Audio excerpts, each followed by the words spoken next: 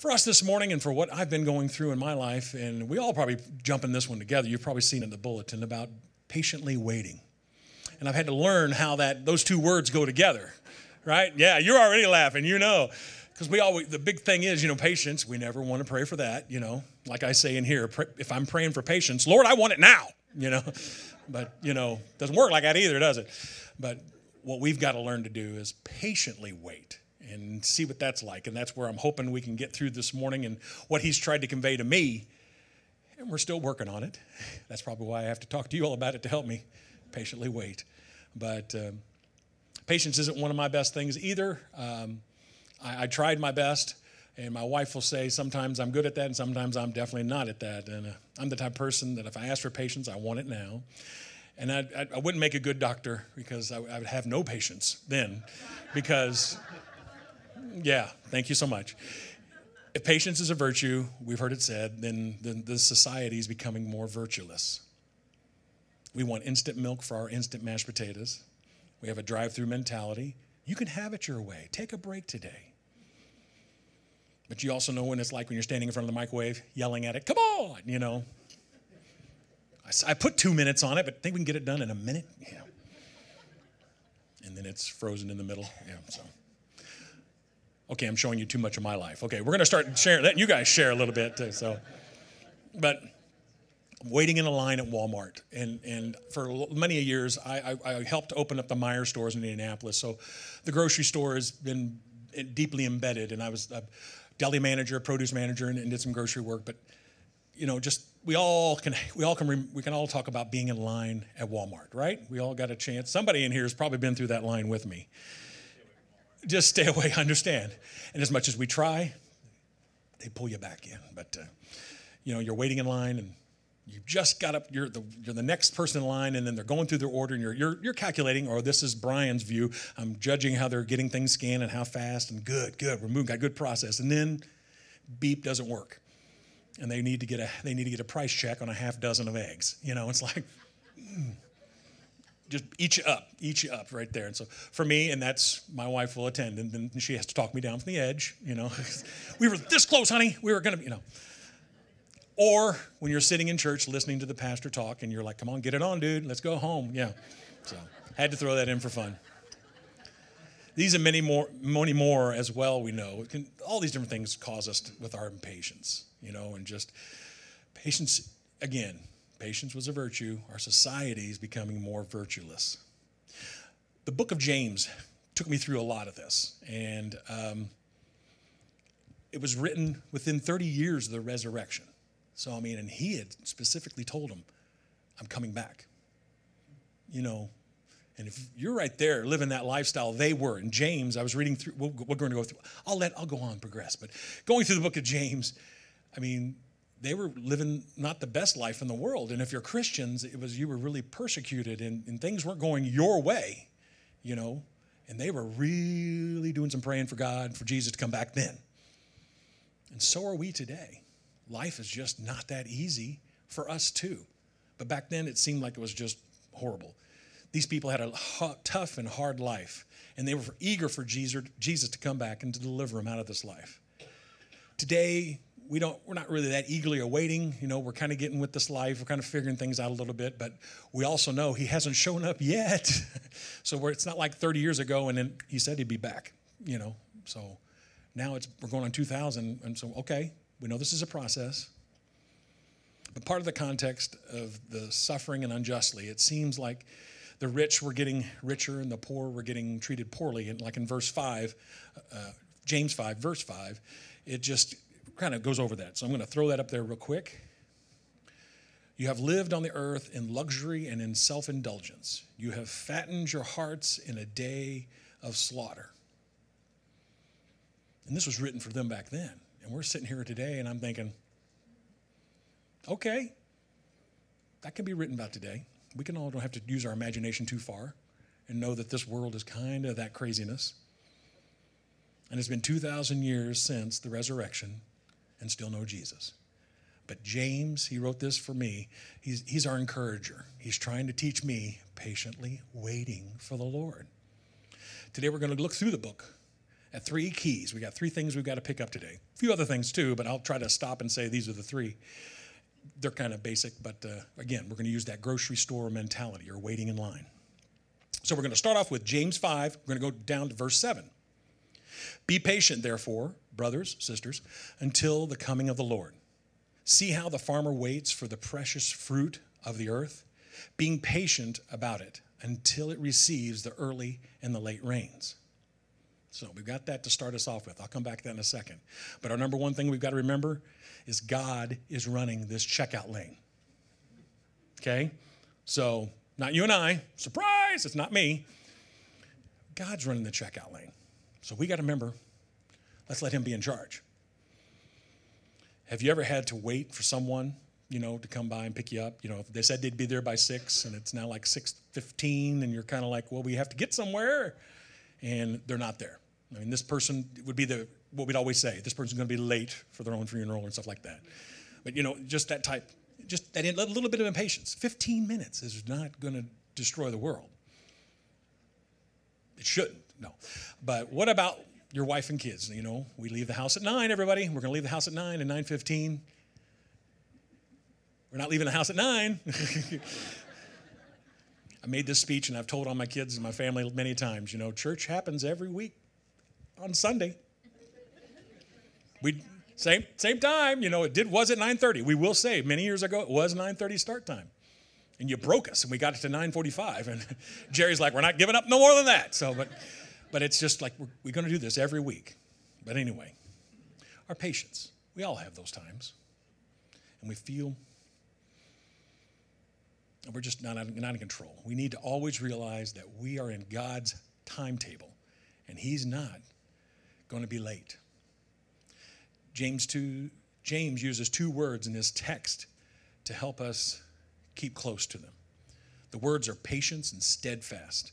The word patient is a word that means to hold in check rather than giving away to the wrath of wavering, but also deals with more of putting up with people, while steadfast deals more with the situation. We're going to go to 2 Peter 3:9. The Lord is not slow to fulfill his promises, as some count slowness, but is patient towards you, not wishing that any should perish, but that all should reach repentance. The last 2 lines. Not wishing that any should perish, but all should reach repentance.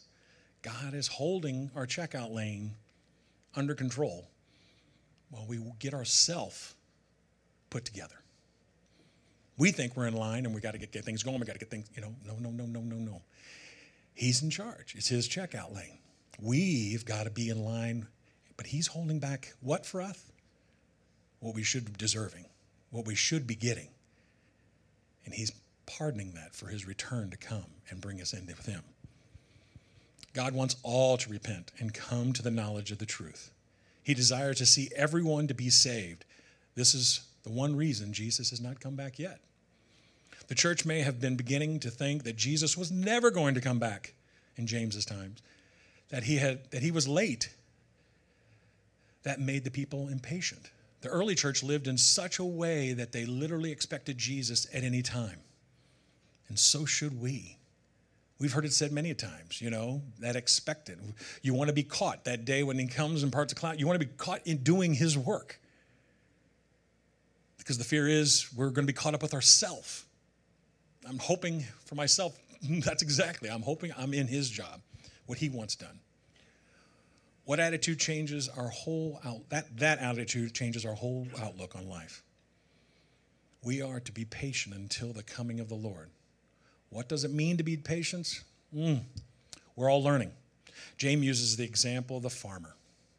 Now, farming back in Palestine was so much different than it was here. As it said back in the verse, you had 2 seasons of rain. You had the fall, the October and November, and then you had the spring, which is the March and April rains.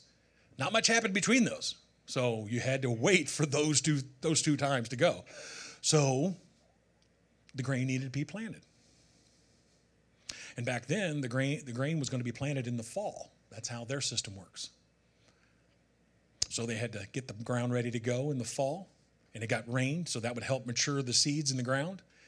And then when that happened, the farmer just stopped. He didn't get to do nothing for the rest of the day. He went and got out, drink, and just sat on his front porch. No. He worked to get that field ready for the seed. The rain came. And then guess what he had to do? He had to start working for the harvest. Now, the harvest wasn't going to come until after we got the spring rain. But all that time was to get ready for the harvest. So, yes, we are picking up on some things that we're supposed to pick up on there for us while we're waiting in our line for God's return.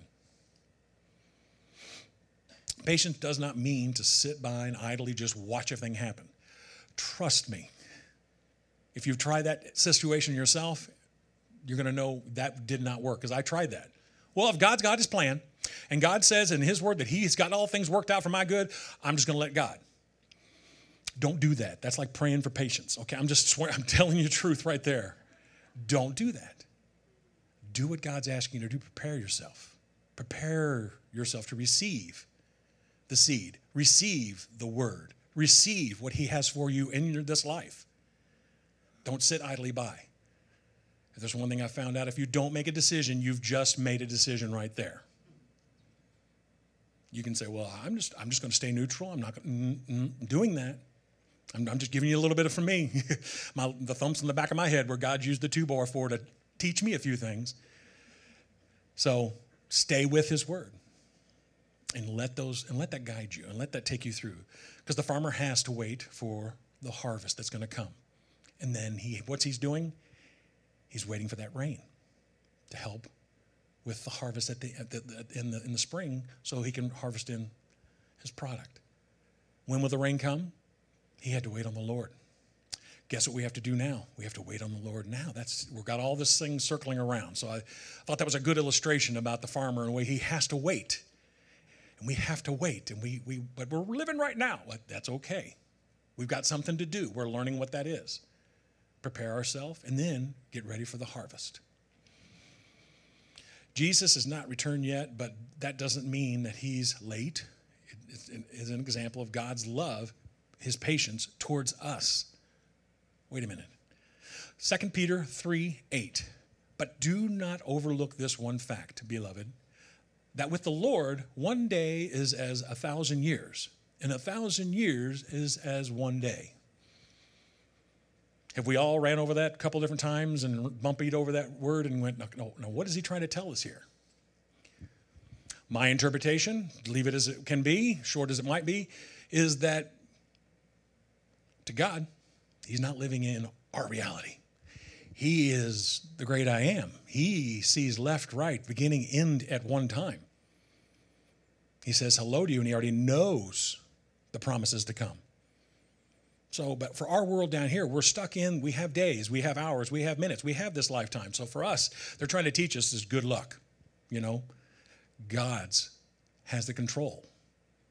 And one thing as Christians we're learning is that we're going to let him have that control.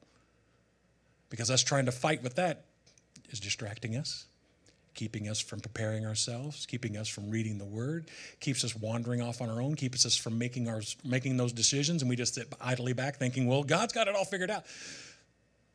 But you got to do your part too. So the second thing is James 5:8. So you also be patient, establish your hearts, for the coming of the Lord is at hand. It is coming. The world might be telling us different when you watch the news. Oh, no, God, don't count on that. But we already know what Jesus did. We already know that he went to the cross for each and every one of us. So they can say what they want, but you and I know what we know. And we get to keep that, no matter what they say. We get to keep that knowledge for ourselves. So our second thing, God's in checkout. So our second thing, our time to check out will come. We will get our turn. The patience that God is showing, we too need to show also. Have you seen kids who start waiting for something to happen? It can be in a shopping lane. I've used that analogy enough.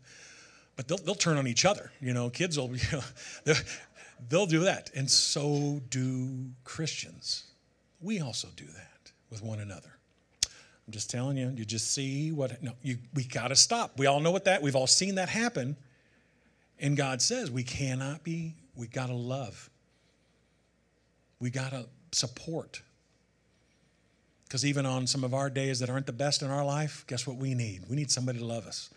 Someone needs to support us. Someone needs to come up next to us and say, it's been a rough time. We're going to get you through this. But then there's those days where you are having those good days and you have those times and you can look back and say, okay, we're going to do this together. We need our time and our time will come. So we're not going to turn on each other. That's a whole bunch here written out. I think I just shortened a whole bunch of script, but we're not going to turn on each other.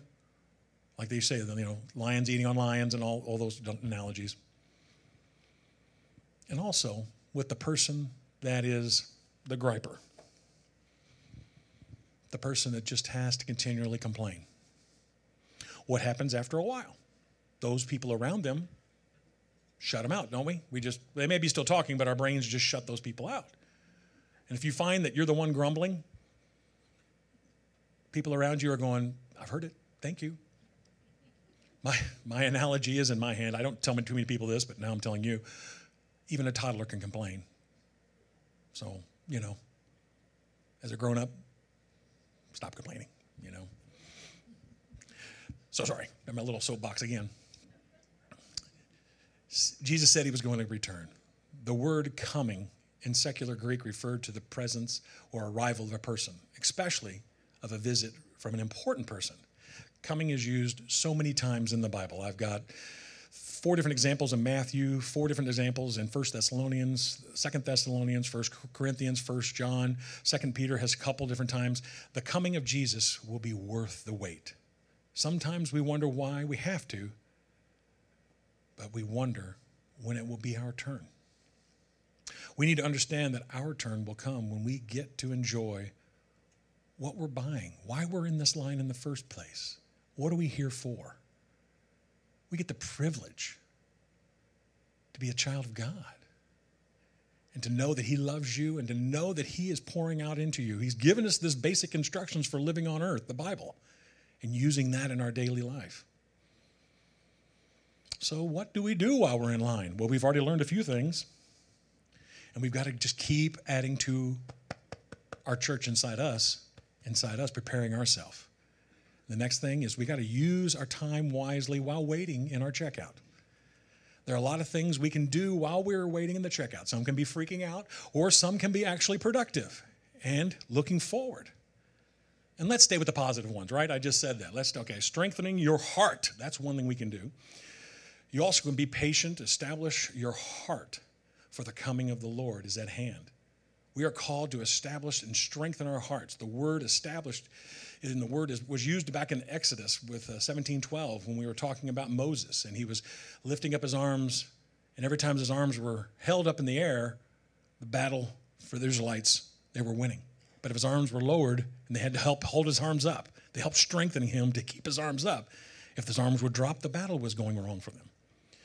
And while we are waiting, the Lord is there to help keep our arms up. He's there to help strengthening us in this life, this battle that's going on for each one of you. And if you don't believe it's a battle, just keep praying for patience. You'll learn what the battle is all about. But 1 Peter 1:13, therefore prepare your minds for action, and being sober-minded, set your hope fully on the grace that will be brought to you at the revelation of Jesus Christ. Being weak-hearted doesn't help make it through this life. What are you doing while you're waiting for Jesus to come? Are you working on strengthening your heart? Are you working on strengthening your mind? We can sit idly by and do nothing, but we know that gets us nothing. Or we can work to strengthen ourselves. Verse 8 reminds us that we need to do this because the coming of the Lord is at hand. Let's look at verse 9, James 5, verse 9. Do not grumble against one another, brothers, so that you may not be judged. Behold, the judge is standing at the door. There is another little reason for staying positive and not tearing down one another. Stay positive with others that are in line with you. Troubles tend to make people complain. I've talked about that. and we turn on each other. But James is telling the folks to stop this and focus on lifting up each other. We really need to work on this and avoiding tearing down. Besides, if you're the only one complaining, then no one's going to be listening to you. Verse 10 and 11 give us some more to look at. James 5, verse 10 and 11. As an example of suffering and patience, brothers and sisters, take the prophets who spoke in the same name of the Lord. Behold, we consider those blessed who have remained steadfast. You have heard of the steadfastness of Job, and you have seen the purpose of the Lord, how the Lord is compassionate and merciful. Now, we're also supposed to do one thing. Don't leave the line. Have you ever gotten in line at the store? I have. You're noticing that other line, they're just flying through that other line. Man, why did I get to that line? And after your line has been there so long, I can remember an example exactly with Wendy and with myself. And we finally did I got us out of line. We got in this line. And what did it do? Came to a screeching halt. You did the sound effects with me. And now my line is the new number one line in the store, So don't leave our line. We know where God's got us planted. We know where God should be communicating, should be filling you up, should be teaching you. Stay. Keep going. Being steadfast means that we will not let circumstances discourage us or make us jump line. Job was blessed twofold because of his patience during all the suffering, as we read that story. Endurance is patience spread out over a long time. The prophet stayed the course when they had to say those words and spread out the Lord's message to all those around him, all around them. Lamentations 3:22. The steadfast love of the Lord never ceases. His mercy never comes to an end. This was spoken to Jeremiah in the midst of the destruction of Jerusalem in 586 BC by the Babylonians. Realize that God's line is the best line. Ultimately, we need to understand that God is worth waiting for. That God is worth our time and devotion through all this. Verse 11 reminds us that that you have seen the purpose of the Lord, how the Lord is compassionate and merciful. No other place is going to do that. No other line is going to do that for you. No other person is going to do that for you. We know that answer. Only God's way is the best way. Many Christians today seldom think of the second coming as coming. Perhaps they've kind of gotten it easy. Things are kind of going okay in this life. And we've kind of lost our heart to look forward, to be on fire for the Lord. To not just settle for right now. Well, this is just the way it is right now. We're going to just trudge through one muddy foot at a time, and we're not going to try to. We've got to battle through this. We have to look forward to that better life that's coming, to all those promises that He's made for us. Because in times of sorrow, pain, grief, injustice, we too are going to long for that Lord to come. When you're going through that valley, you're getting that beating on, that's where our focus, you're sitting right there eye to eye with the Lord anyway, so you might as well just let Him come on in. And while we're in line, we can breathe all that, take all that He's got. He's holding our arms up. He is strengthening us through this. We too may wonder how long we have to wait, but let's don't worry about that. When we are discouraged by life, when we're tempted to blame others, we're tempted to just want to give up, no. It's not an option anymore. Those who are truly God's people have never had it easy in this world. Some have made okay, but it's not been the easy trip, not the easy way. Just look at the prophets and at Job again. That they did not give up, but they trusted in the one who was full of compassion and mercy. We must trust Him too. Psalm 93, 1 and 2. The Lord reigns. The Lord reigns. He is robed in majesty. The Lord is robed. He has put on strength as His belt. Yes, the world is established. It shall never be moved. Your throne is established from old. You are from everlasting. We're praising the Lord now. We're looking at his glory. Psalm 97, 1 and 2. The Lord reigns. Let the earth rejoice. Let the many coastlands be glad. Clouds and thick darkness are all around him. Righteousness and justice are the foundation of his throne.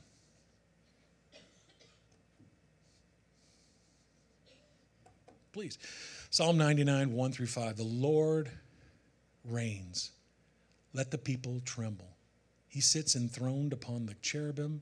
Let the earth quake. The Lord is great in Zion. He is exalted over all the people. Let them praise your great and awesome name. Holy is he. The King in his mighty loves justice. You have established equality. You have executed justice and righteousness in Jacob. Exalt the Lord our God. Worship at his footstool. He is holy. I've stopped in this time right now for us just to get why we're here in this line, why we're at the very last few seconds. I believe that time is coming, why we're waiting all this time, and what it's worth. As Christians, we understand that God is sovereign and that he is ultimately and strong, and he is in charge of when our time has come. God is king of the universe. He's our president, CEO. He's the man in charge. We also know that God is eternal, and he is very much the foundation and the creator of this world. We know that God's way is his character, are the standards of goodness, right, justice, evil, love, forgiveness, etc. And he is the final judge, the authority about all these things and about our lives. Right now, all of us are in the same boat. We are all waiting for Jesus Christ to return. We are all waiting for this checkout lane to start moving, so that our relationship with God can become fully what he promised it could be. First, what we've learned so far today, God is running the checkout lane. Our time will come. Use this time wisely while we're waiting to check out.